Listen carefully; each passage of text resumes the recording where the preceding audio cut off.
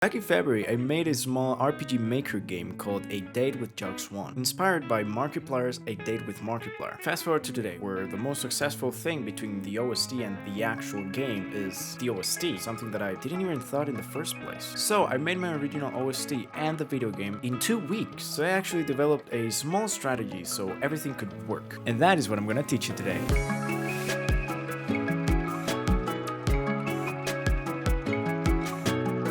There's a little surprise at the end of the video, by the way. When making a song, you can inspire yourself in everything and anything around you, but with an OST, it adds an extra step. You have to make a song that makes sense with the context and the area where the player's at, or even the song itself can inspire you to make a part of the game. For example, I got inspired by the vague memory of Zelda Spirit Track's forest music. I remember it with like a flute and a chill beat, something you can hear on my song The Forest. Other example is my song Home, which the name and the whole song is inspired in Undertale's Home.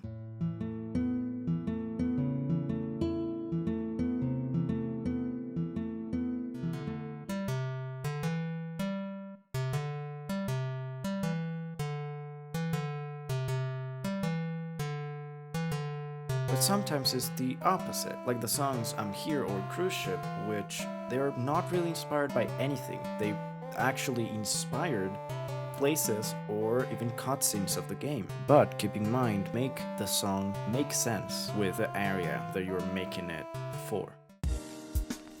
Most of the songs of my OST are made out of samples. They are like parts of songs that you can use for your own song. It makes music production a bit faster and easier. Now, when I was looking for samples, I would think of the place, part of the inspiration, and I would listen to samples for a while until I found one that I liked and made sense with the area. And I would literally base the song around that same sample. Same key, tempo, and all. So after getting the first sample, I would look around for more samples that would sound nice together. But sometimes the samples sounded cool, they just didn't have the same key or not even the same BPM. So in that case, I will enter trying to make these samples that don't have the same tempo and key matching the tempo and key by stretching and then changing the pitch until it sounds like it matches. My friend Lanny and I went insane after that, by the way. As you can see in the YouTube little timeline here, this is the most extensive part, because not only I'm gonna explain how to make the perfect loop, I will also explain how to make the perfect loop. Now that you guys know how I would gather my samples and modify them, I'm gonna explain the method I created myself, the perfect loop. This is FL Studio, an app for music production, and it is easy as Legos. No joke, it really is. This is what I used for making my OST. Now, quick parenthesis. In EDM music, most of the songs would go a little like this. Intro, soft melody, build up,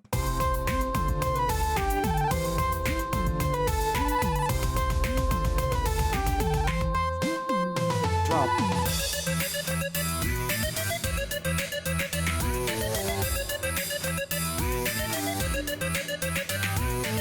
and sometimes the drop may change. That's the method of music that I'm most used to. But this is a video game OST, so I need to make a song that is constantly looping when the player is in the same place. Also, I have to make the song not distracting, but pleasant. I once heard OK, a big EDM artist who has collabed with Slushy, Marshmello, and more, say that you have an average of 15 seconds to make a song interesting enough so people would probably listen to it till the end. So having this in mind, I would make an intro. Let's call this blocks. But if I made my intro with, 2 blocks, it is going to be too long and there is nothing new for the brain to be invested or interested while listening. So here's my trick. I made the intro and outro of the song the same, just 1 block. And you may be thinking, that's not even, that is contradicting the very same name that you gave to your method. And I don't blame you for thinking that, I am blaming you for thinking that. So let's say that the intro is just 1 block. Then I add 2 blocks of a new thing that makes your brain go, oh, new thing. So you keep listening to it. Then I add 4 blocks of other new thing. You could say that's the drop or the main part of the song. I copy and paste these other 2 blocks, and then I add the intro/outro, which is 1 block. Now, count how many blocks are in the screen. Exactly.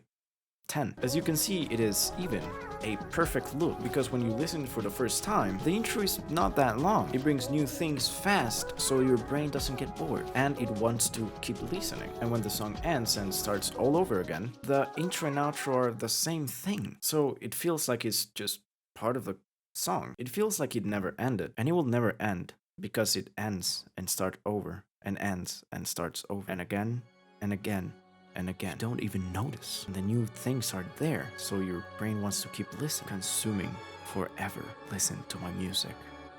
Listen to my music. Listen to my music. Listen to my music. Listen to my music. Listen to my music. Listen to my music. Listen to Ooh. And that's basically it. In conclusion, and short, make a small intro, add a little of new stuff here and there so your listener don't get bored, and make the outro the same as the intro so you don't even notice when it ended, when they're looping it. And that makes a perfect loop. I hope you enjoyed and understood, because I'm shit at explaining stuff. And also, if you like the music in the background, that is literally the OST. It is out right now in Spotify, YouTube Music, iTunes, literally everywhere. The link is down in the description. Don't forget to follow me on my socials, where I actually talk about new music releases, video releases, and I announce my next streams. And I also talk about my day-to-day life. Also, if you're here, thanks for watching till the end. And also, because you watched till the end, here's the little surprise. Thanks for watching, subscribe, and I'll see you later.